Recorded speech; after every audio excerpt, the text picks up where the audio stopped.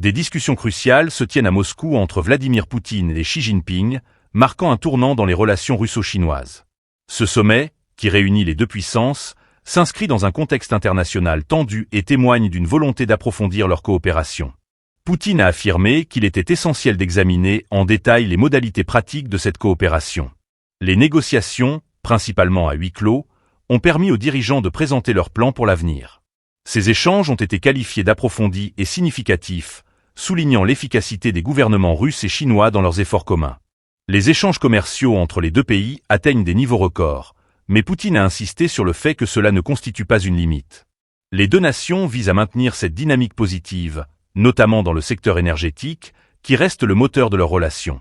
De nouvelles initiatives conjointes sont d'ores et déjà en cours de développement, renforçant encore plus les liens bilatéraux.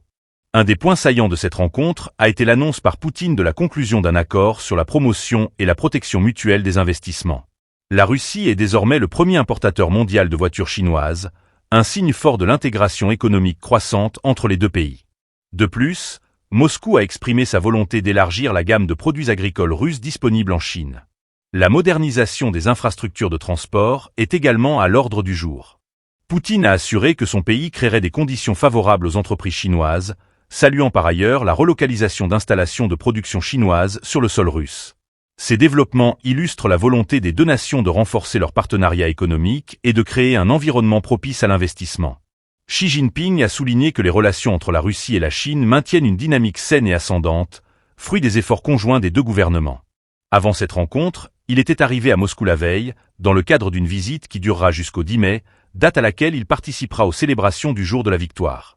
Les dirigeants continueront leurs pourparlers à Moscou, avec des déclarations communes à la clé. Ils s'adresseront aux médias et discuteront de manière informelle autour d'un thé, renforçant ainsi les liens personnels entre eux.